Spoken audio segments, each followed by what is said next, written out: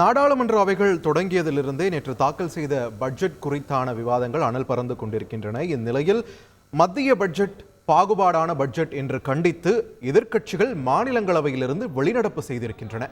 இது தொடர்பான முக்கிய செய்தியை நாம் பார்த்து வருகிறோம். செய்திகளை உடனுக்குடன் தெரிந்து கொள்ள உடனே சப்ஸ்கிரைப் பண்ணுங்க.